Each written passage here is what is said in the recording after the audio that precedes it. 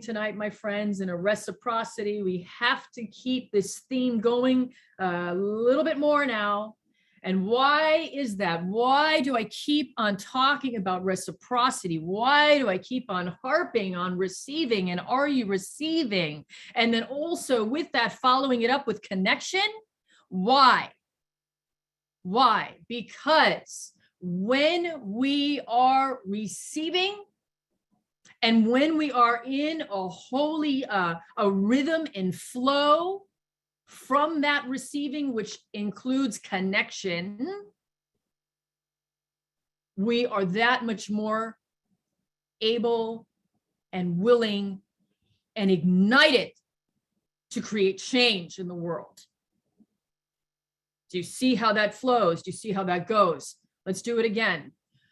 When we are really receiving the good stuff, the healthy food, if you will, the spiritual, the soul food, when we are able to receive, we come into a higher state of connection.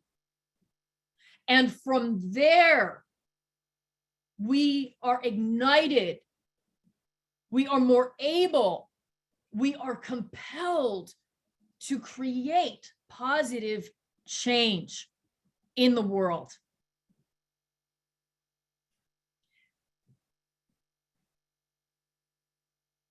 And think about this.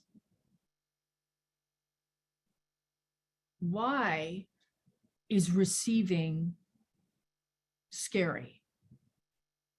And you may think, well, I'm not scared of it. Just stay with this for a moment. Why is receiving often scary? And in fact, if someone would be so bold to come off of mute and share with us, why is receiving often scary?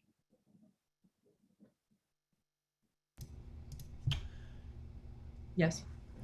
We might have just been hurt before, you know. Maybe we might have opened ourselves up at one point, and maybe we got hurt, you know, when we opened that door, because it's a two-way street kind of door that you open there, and you're leaving yourself a bit vulnerable. So receiving isn't always, you know, a go-to. It might not always be. So that's my take.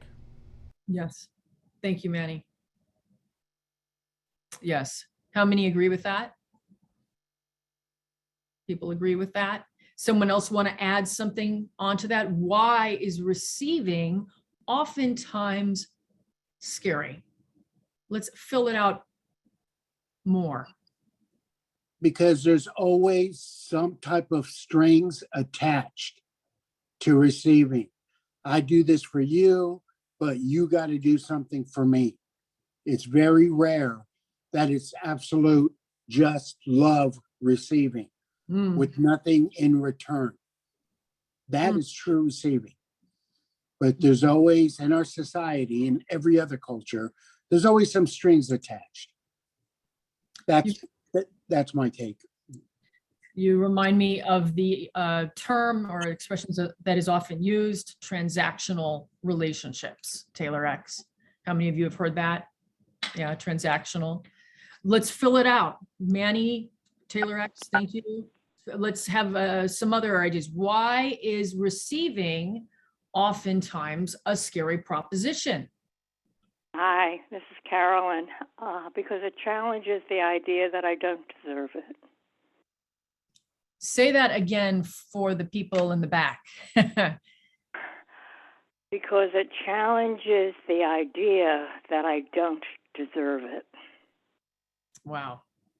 Thank you, Carolyn. Right, that, yes, that right there. And all of these are correct. What everybody has said thus far, all of it is true. Anybody else would like to add on to that? Why is receiving sometimes scary? I agree with everything I've heard so far, but also I have a tendency to put a lot of pressure on myself to return something in return. The way I've dealt with that, though, is realizing that you don't always receive back from somebody you've helped, and you don't always help somebody that you've received from. It, it's more of a pay it forward for me. So, but yeah, all of those things, especially what Taylor said, I was trying to put into words. Yes. Yes. Okay. Is there any last thought that someone would like to add about receiving and how it can be a scary thing? Okay. I think Yes. I think in some circumstances, for me, I have found that to receive often there's a certain level of humility required, especially if you're in a place of need and you are asking for something to receive, but yet, it takes a certain amount of humility to reach out for that and say, I need this. Can you help me? That takes humility. Wow. Thank you for that as well. Thank you, Mylene. So all of these things that you all just spoke to, it's all correct and it all matters. And this is why, if you can remember, and I'm saying this to myself, the last few weeks prior to last Sunday, we were going through the different ways that we are distracted from society and from culture. I also talked about the ways that we've been disconnected. And this is where this was going to connect up now. The ways that we have been harmed, the wounds that we have been experienced from society, from culture. And remember, I said, let's not forget our families of origin.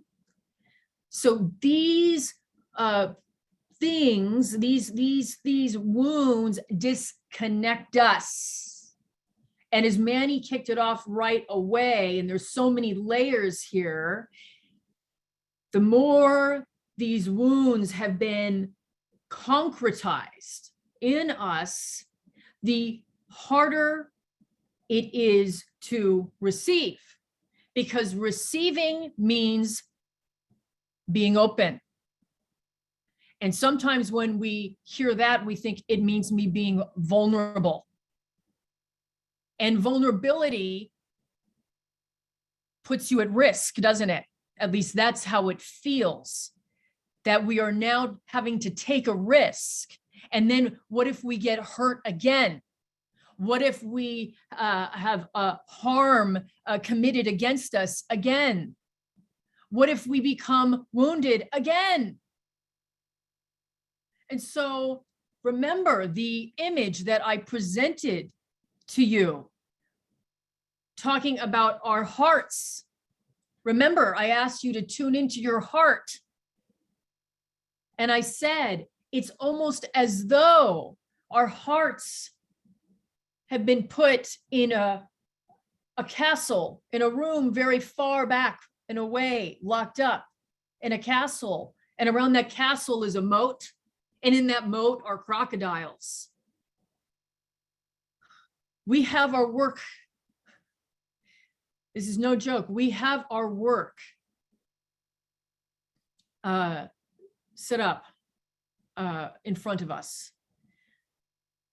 It becomes our life's work to unleash our hearts.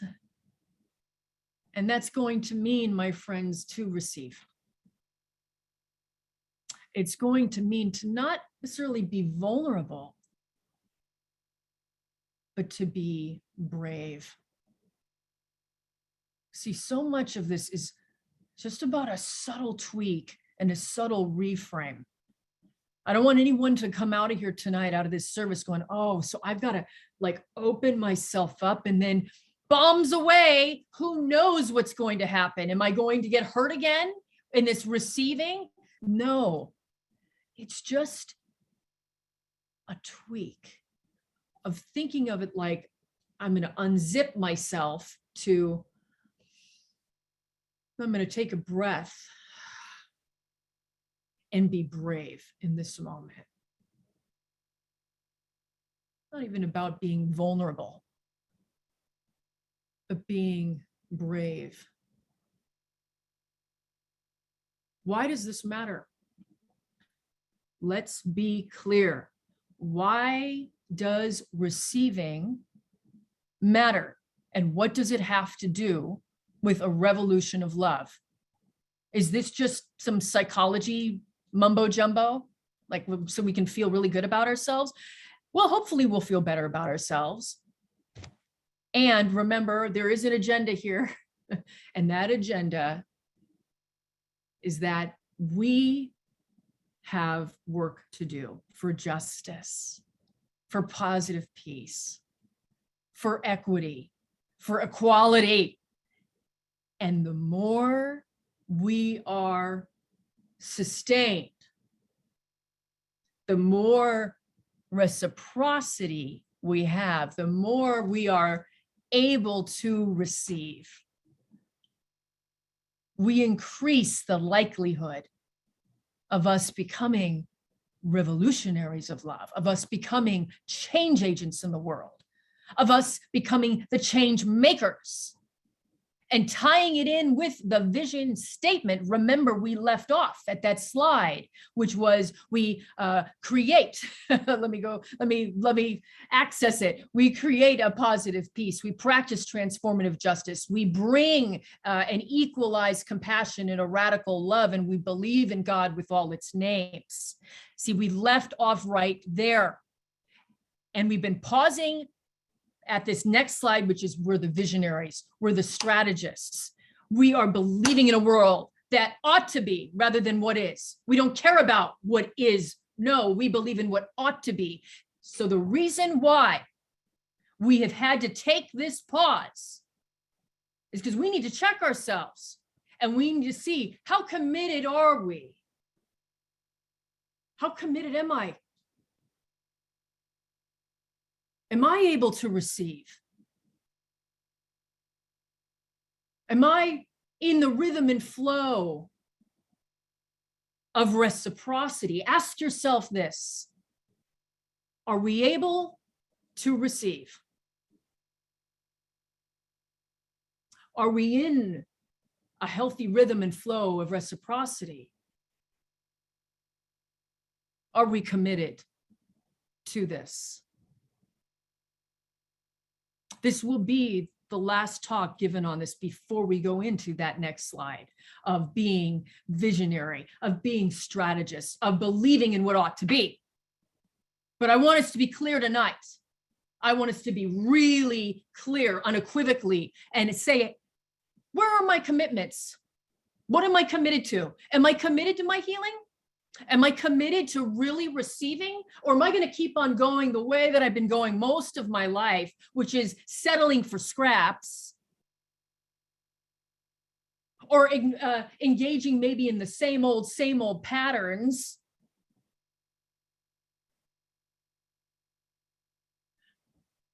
And therefore,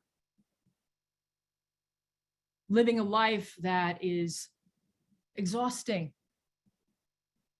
Living a life that is lackluster, living that life where maybe your heart is defended. It's behind the walls in that castle. See, that's not a life. I mean, it's a life, I guess. It's a survival. Or what if? What if we are that brave? See, not vulnerable, but what if we are that brave? And we make, feeling it. We make that commitment again, maybe for some of you, again tonight, or maybe it's a first time making the commitment tonight. And that commitment, my friends, is going to mean a word that Mylene said, being humble, humility, It takes a lot of humility to be committed to our healing. We heal through receiving. It takes a lot of honesty to be committed to our healing and to receive. So again, are you committed? What are you committed to? And are you ready to make either a bigger commitment tonight, or maybe a first time commitment? See, I know some of you, and some of you are all in for doing the work and creating change in the world. So maybe for you, that healing, that commitment is not about as much as that, about that. Maybe it's more centering your needs. So let's do a checklist right now. In fact, you can almost scan your body. So maybe for you, your commitment needs to be centering your needs, your heart, and therefore your healing in this way. In fact, I'm feeling like that's actually more of it tonight. I'm actually, yeah.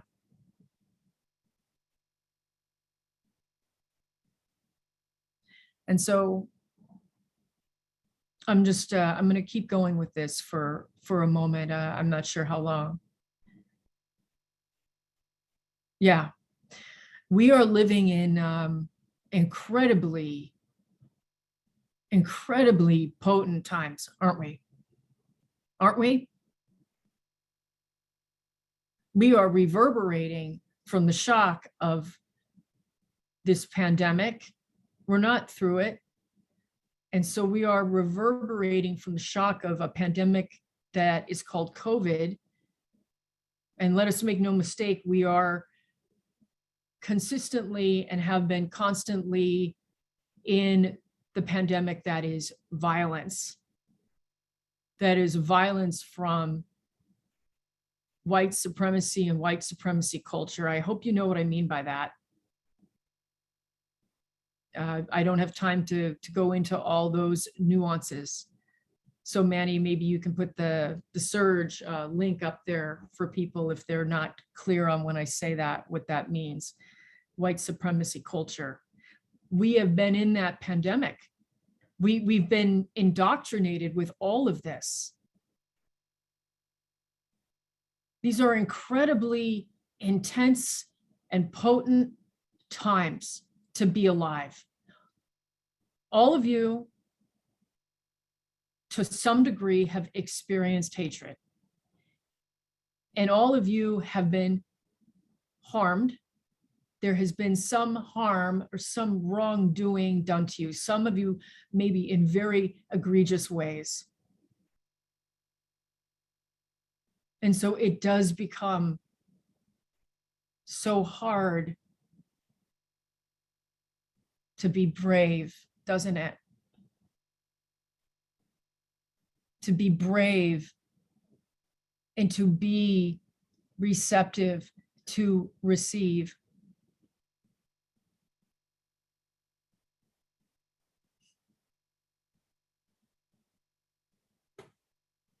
I want you to think about a time where you received in your lives. Maybe it was a connection with a friend. Maybe it was with a stranger on the street, but there was some healing balm, something that you received. Maybe it was something here at Roll. I pray that you all have received something holy here from Roll. Or maybe it was something in nature where you took a walk and you received.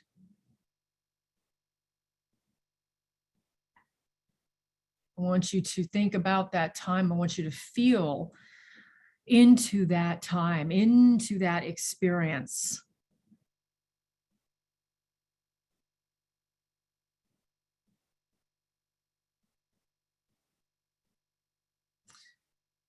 And let us take a breath right here, please.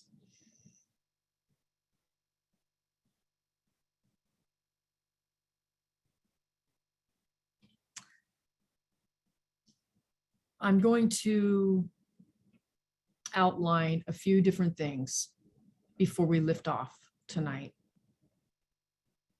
that I pray will be a template for you in how to more accurately, more safely, yes, safely be able to receive, that you come into greater connection, that you come into even more healing, thereby doing the change-making work in the world. So here we go. Here we go. So connection, my friends, in order to begin to sort of challenge those pieces that resist or that are afraid, those scary parts that say, oh no, not again, or oh, this might happen, or oh, it might be transactional, oh no, all of those things. And those are valid things. Those are valid voices. Those are valid experiences that you've had. Number one is to allow. Number one is going to be to allow yourself to receive. And before that sounds scary, remember we're going with the word brave. We're going with the attitude of bravery into this. And we're going to follow it up with something right now where I don't want anyone to feel like, no, I can't do that though. I can't allow myself. I can't. Let me say something about allowing. You will have to be so brave to put yourself in this position of allowance. And so it is almost like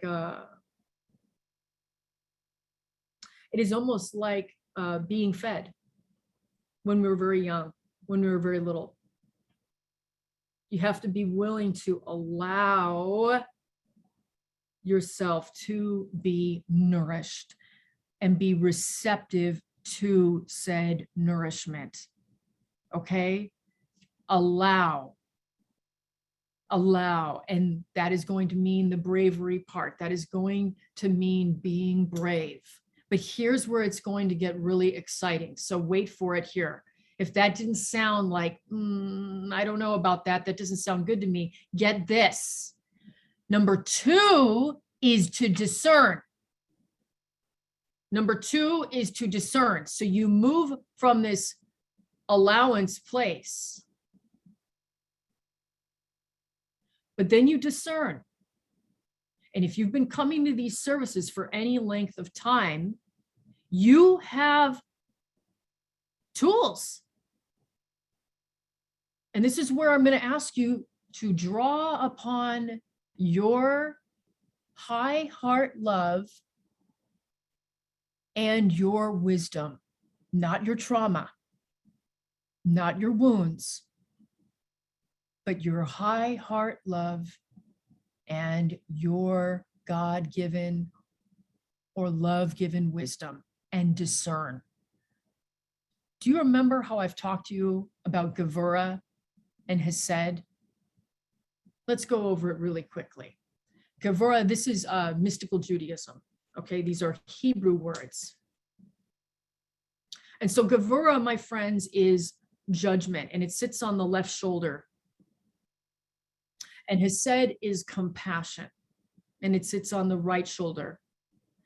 And so when you think of Gevura, which is the judgment and justice, and that it's tethered to this right shoulder that is Hesed and compassion, there is this crossbar that is actually connected to your heart.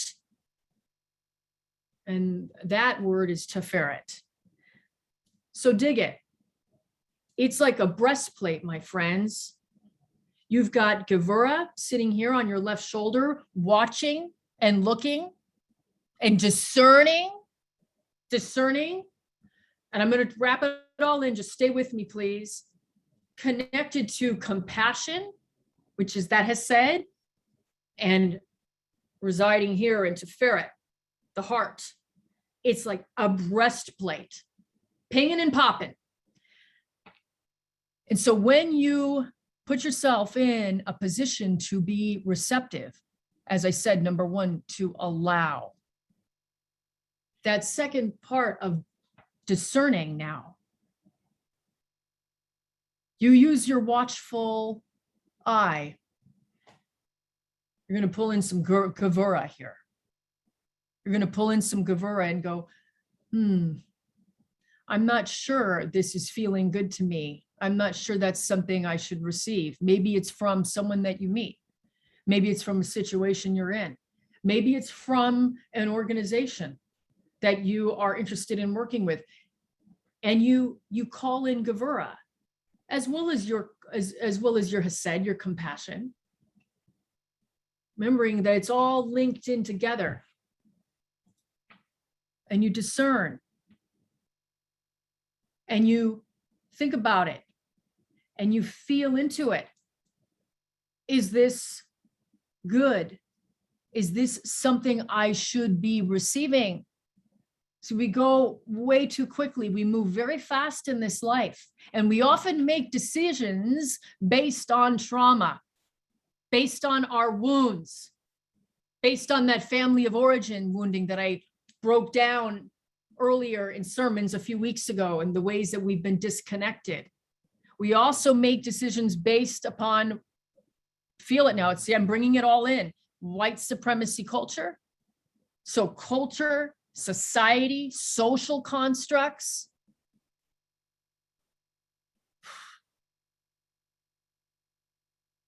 So there's a lot of layers to look at. So it's no wonder, like, if we receive anything at all, but we must receive, because when we receive, I'm just going to keep saying it, we come into a place of holy connection.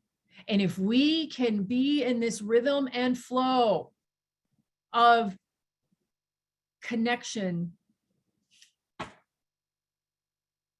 we are that much more ignited into creating change. So number one, first off, allow and be brave. Become available to being in a position to receive. And number two, check it. Discern. See, we don't need to keep rewounding ourselves. I'm like off my chair. I'm so persistent. I'm so on fire about this. You do not need to be consistently getting rewounded. So you have the choice now. You discern. You use that Gevura and that judgment. See, there's nothing wrong with judgment. Judgmental, yes. There's nothing wrong with judgment, especially when it's connected to compassion.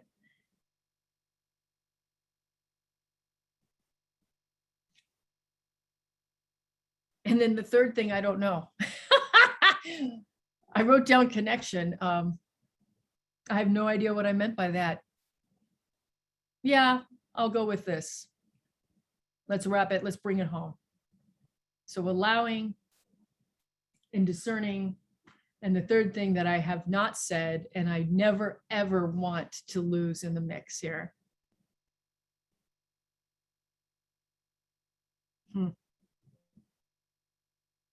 My friends, if this isn't this meaning receiving and this holy engagement of reciprocity, if it is not connected to God, or maybe for some of you to love, highest love, if it is not connected to whatever you believe in that is good, that is sacred,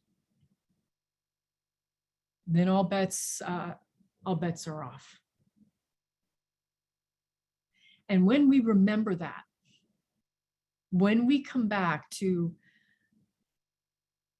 the mysticism, when we come back to the awe of God, when we come back to the wonder of this life, when we come back to that moment when we have looked at the stars at night and wondered, my gosh,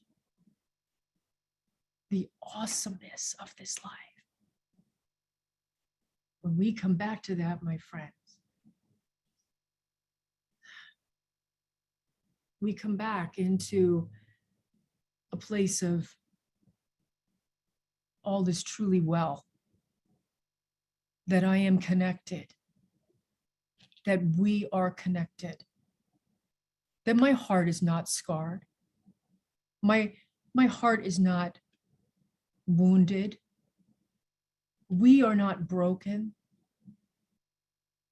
that in fact we are fuller expressions of the divine, that we are made in what? The holy image of God, Imago Dei. My friends, I pray a prayer for each of you right now, that there is something stirring in you, that you recognize, oh, I want to receive in a way that I never have. And I'm going to look for the people, places, and things that have the good spiritual soul food to offer to me, that I may receive, that I may come into a holier connection with thou, with God, with love, with joy, with harmony, with peace, with balance. And therefore, yeah, and therefore lift off into being a revolutionary of love. This is my prayer for each of you tonight.